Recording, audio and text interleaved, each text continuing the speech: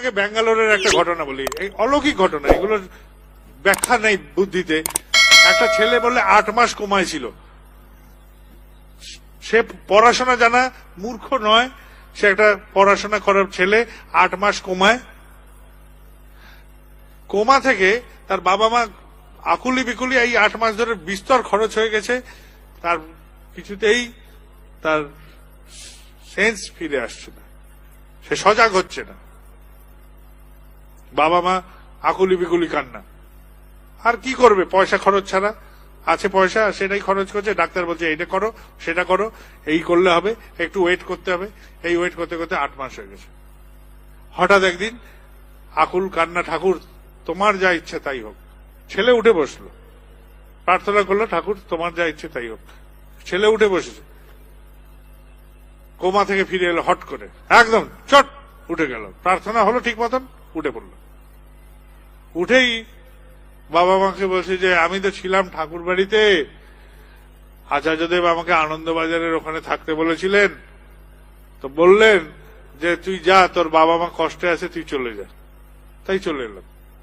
যেন এই 8 মাস কোমায় থাকাটা তার কাছে ঠাকুর বাড়িতে থাকা, এটা তার অনুভূতি থেকে সে বলছে, কই আমি বলছি না, তার গল্পটা আপনাদের সামনে তুলে ধরলাম। একটি মেয়ে কলকাতায়, তখন এই নির্ভয়া টির্ভয়া কি কি সব কাণ্ড হয়েছিল, সেই সব কাণ্ড হয়েছে সারা দেশব্যাপী।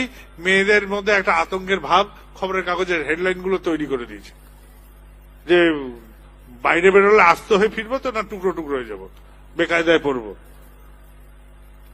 তো একটি মেয়ে শিক্ষিত, সে তার ইনস্টিটিউটে গেছে, ফিরবে যে, তার তো কর্ম যেখানে যেতে হয় কাজের জন্য, সেখান থেকে ফিরবে, রাত্রির হয়ে গেছে।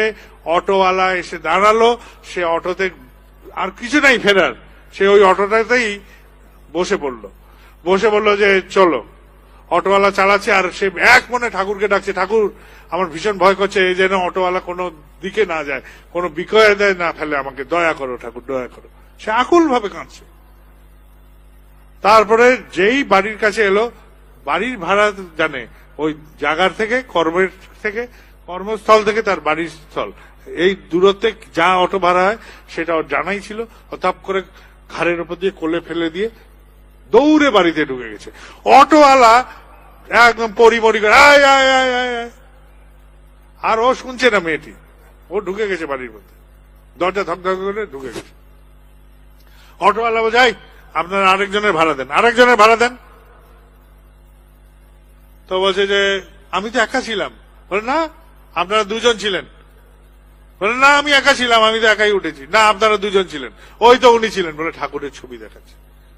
সেই মেয়েটি দেখেনি, কিন্তু অটোওয়ালাটা দেখেছে যে ঠাকুর ওখানে বসে আছেন, মেয়েটাকে রক্ষা করছে, আর দেখে যাচ্ছে মেয়েটা।